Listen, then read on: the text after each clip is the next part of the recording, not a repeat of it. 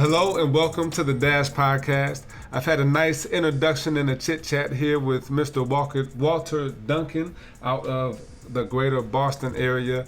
He's a company owner, Validated Learning Company. He's up in Boston. I'm excited to hear more about what he does and talking about how to keep kids in class. Mr. Duncan, Walter, how are you doing today? Doing well, Mr. Gamage. Thank you so much for giving me the opportunity to connect with your audience. And I want to start by saying I appreciate the work that the Dash Podcast is committed to. You know, I had a chance to really go back and listen. You've really been, creating this content that is valuable for your listeners for quite some time. But your recent shift to really being purely focused on bridging this gap in education is very inspiring to me. Those like me who are committed to doing this work in those places that folks say kids can't achieve, kids can't learn, because we know that's a lie. All kids can learn. So just really excited to have the opportunity to share a little bit of my story, my experiences with working to bridge the gap, and then also a little bit about how I've worked with technology to help myself become a more effective teacher, and then ultimately now to support our teachers out there in the world and school leaders out there in the world who are committed to turning schools around if they're coming into a failing school, or just making growth and proficiency gains across the board,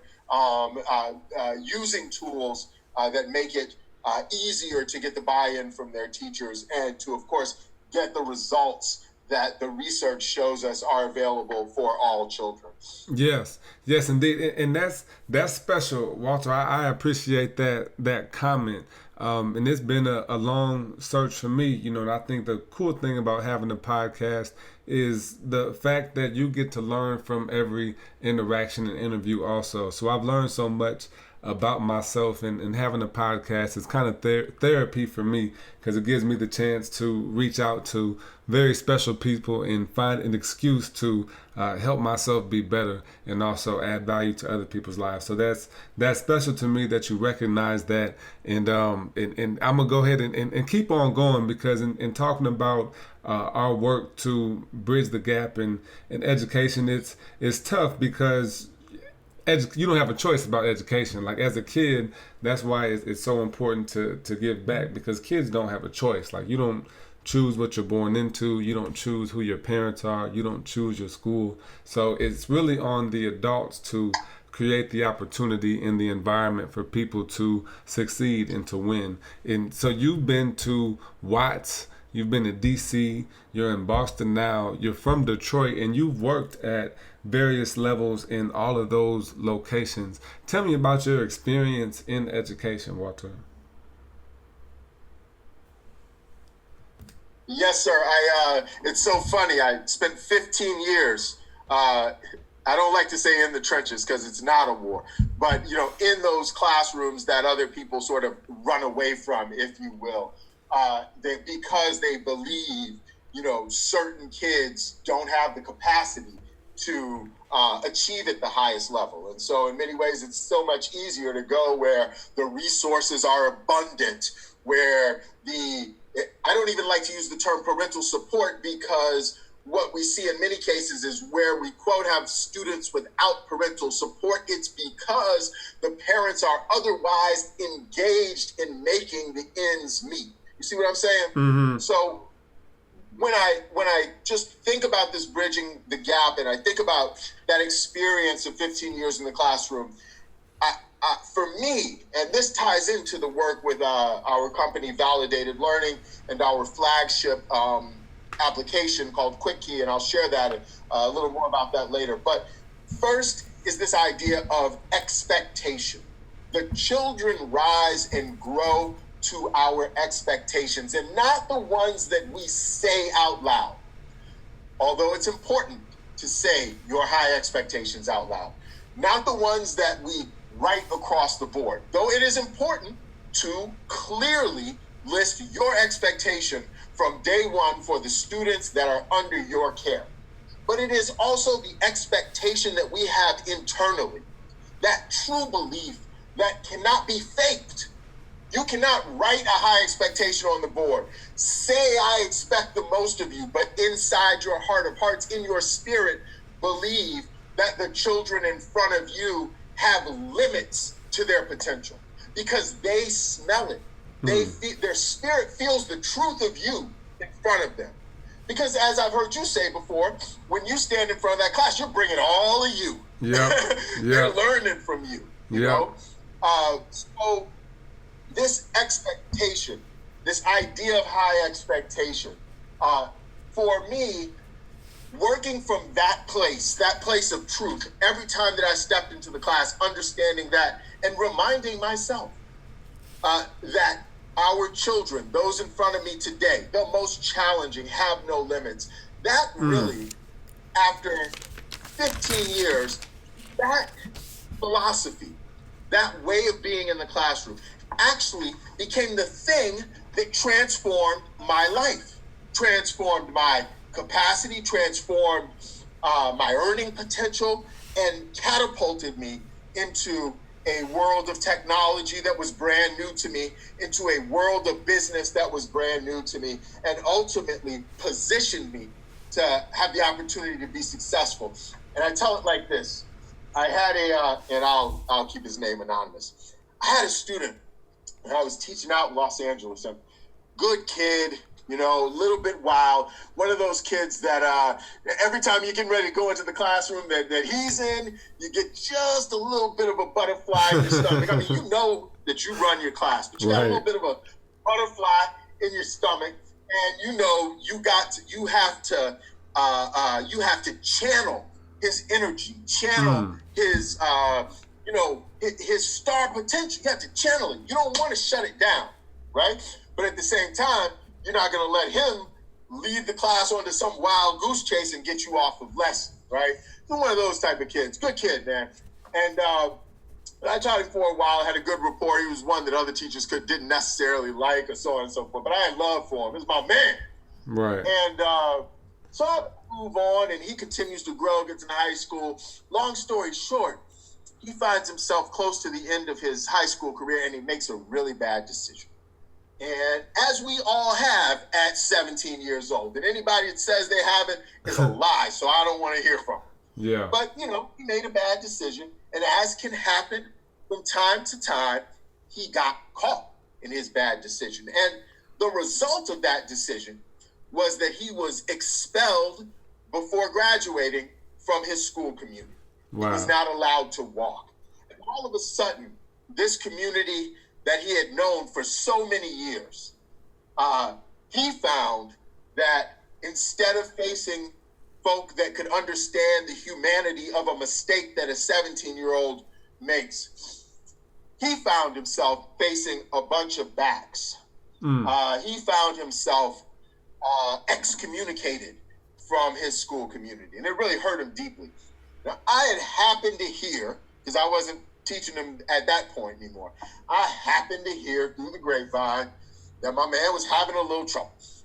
So I reached back out to him on Facebook, and, you know, as we as teachers should always do, I remind him, hey, man, it's all right. You know, everyone when they're 17, you know, makes, you know, really stupid mistakes. The only difference between you and others is you're one of the people that got caught at 17.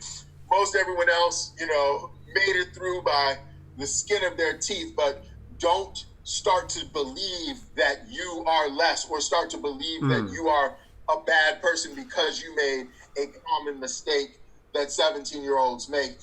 And, you know, I just reminded him, in fact, for every human being, a time in their life comes where they face that initiation. They face that moment of challenge. They face that crucible of becoming who they are to be. And I said, look, man, you lucky. You're getting it when you're 17. Right. You're about to bounce back from this like rubber. And that, just doing what I'm supposed to do, holding that expectation of him as I do for any student at the highest level, and really knowing it as a truth. Thinking of the students as, you know, I would an acorn, meaning that you may see a street strewn with acorns, and if you're careless, you will forget the fact that within each of those acorns is a full August oak tree, right? You can forget it. Broken cap on one of the acorns. Some people think an acorn's only good for whistling. Others think it's a nuisance, right? But within each of those acorns is that full, glorious oak tree. It's there when it's an acorn. And in that same way, our students, right? And so we hold that expectation of their future gloriousness, even when they can't hold it for themselves. That's part of the work. That's part of holding the expectation. So I'm getting a little passionate here, but it's so important. So long story short, a couple years go by after that little moment of encouragement. I didn't think anything of it. Well, I find myself teaching in a KIPP school, Washington, D.C. High performance. I'm carrying way more load than I can carry. I'm 7:30 to 5:30 with kids, starting a basketball program, starting a drama program. I mean, I'm way underwater. I'm doing too much. And every single day, there's a requirement that at the end of each lesson, I give an exit ticket to measure how my students did with that day's learning objective. And 3 times a week, I got to put it into my power school, power teacher grade book. Man, first of all, grading it 3 times a week for an A, B, or a C is useless. What I really need to do with my exit ticket is look and see.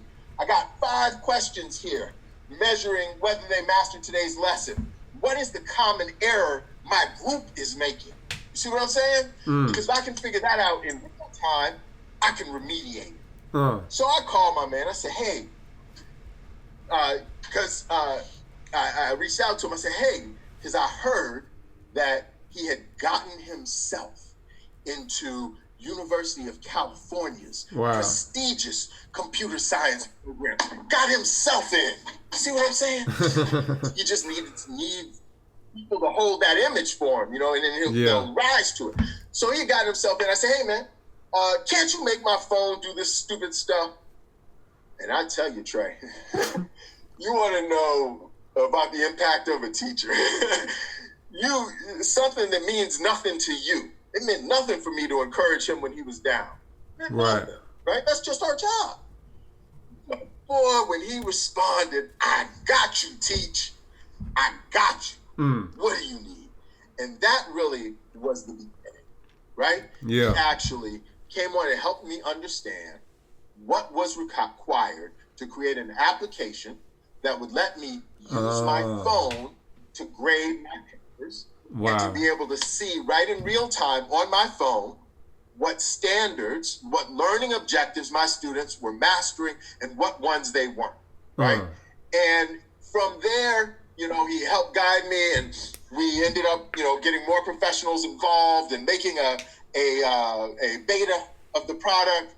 And we had a student take a video I made, and it's on YouTube. If you Google Quick Key, see me looking silly. We made this video and I put it out on the internet, and he said, man, the best teacher I ever had in my life made this cool application. Let's show him we love him.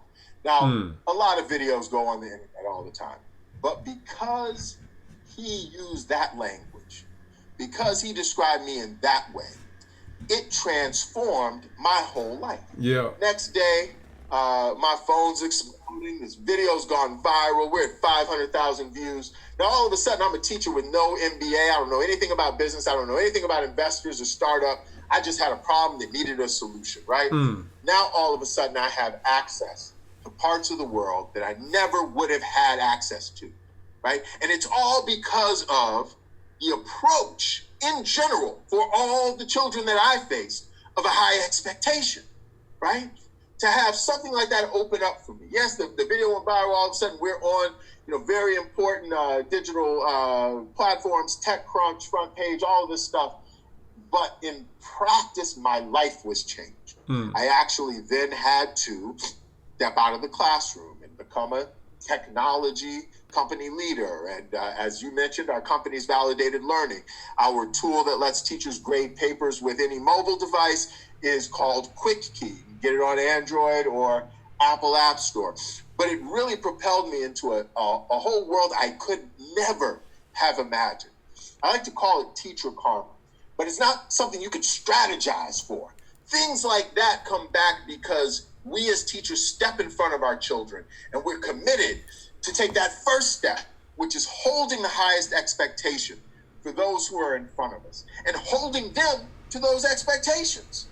I know that your parents would expect me to say something about your pants sagging. Now, look, I'm not judging you as a good or a bad person. I'm just talking about what the expectation is. Your parents, like mine, I'm going to hold it to you. If I see you on the train and you're talking loud and cursing with your friends, I'm going to check you because I know the expectations that are held for you, right? And I have them for you as well as a student of color, as a quote under-resourced student, in our urban schools. And so first is that expectation, and that is where we start in this journey of bridging the gap. I guess I would ask you, I know that you do work of consulting with the Gamage Consulting Group with different schools. And one of the things I've heard you speak about in the past is this importance of not, just kicking kids out of the class and turning principals into babysitters. And you've heard of what I think about high expectations. Might you share a little bit about your thinking about how we keep those students engaged, keep them in class so that they can meet those expectations that we hold? Yeah, for sure. Well, I mean, I think that's great. I thank you for the shout out on the show already. So I mean, it's when the student leaves class, everybody loses. You can't win because there's just some essential questions. How you have those expectations? Can I teach? Can my class learn? Are you learning? If that's not happening, we've got to find a way to keep that kid in class instead of kicking them out. Because when he leaves class, one, you've disrupted your instruction. You don't have time to finish the lesson. Some kids never get back on track, and that kid misses the lesson. So when it's time to take those MAP tests, they missed the lesson they needed to exceed the expectation on their scores, which are now so important. And going up the ladder, so now the teacher's not teaching, they don't meet their goal, and the principal doesn't get to do their data walk. They don't get to review the data or decide how they're going to intervene with these test scores because they've got to deal with your student. So if we can provide those strategies to your teachers, there's different ways. Some of it is resources like the apps that you're talking about with Quick Key, making teachers' lives easier, taking away some of those decisions. But also, the person comes first. So you can't, we teach who we are in the classroom, right?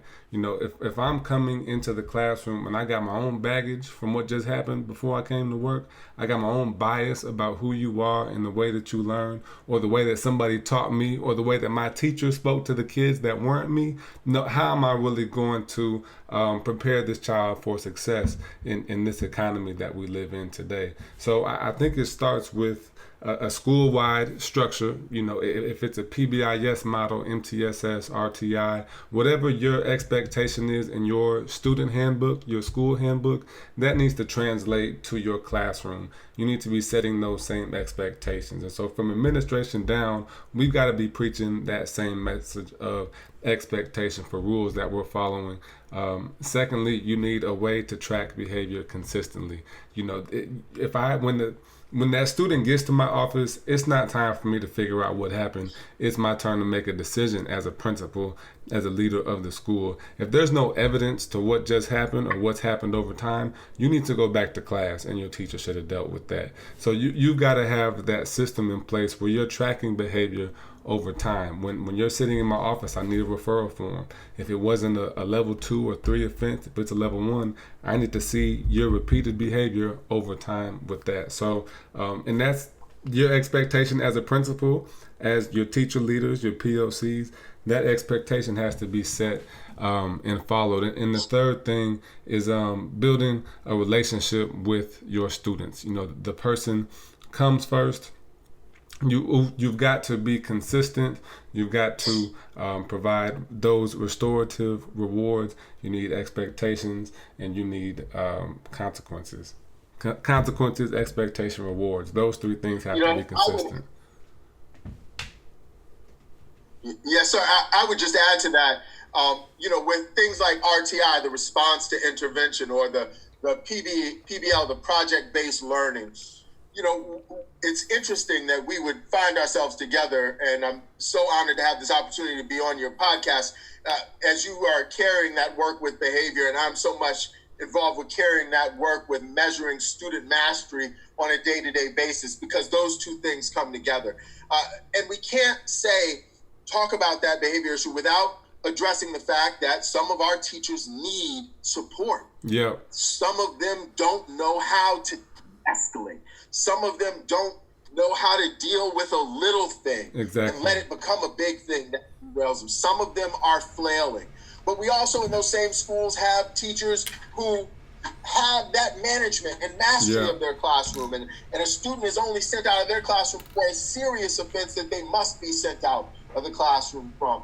And so understanding that, that when we talk about these issues, that a support for our teachers is also required, and an understanding of teachers that may come to us at many different stages. Some, as first-year teachers, will need a different kind of support than a 10-year teacher or a 15-year veteran.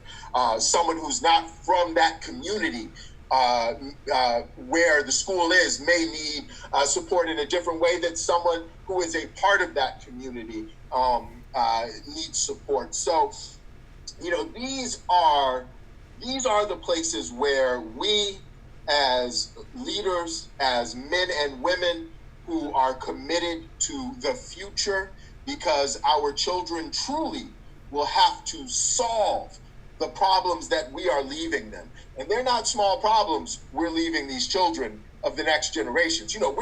We're about to be leaving the next generation an ocean that has more plastic in it than it does fish. Who's going to figure that out?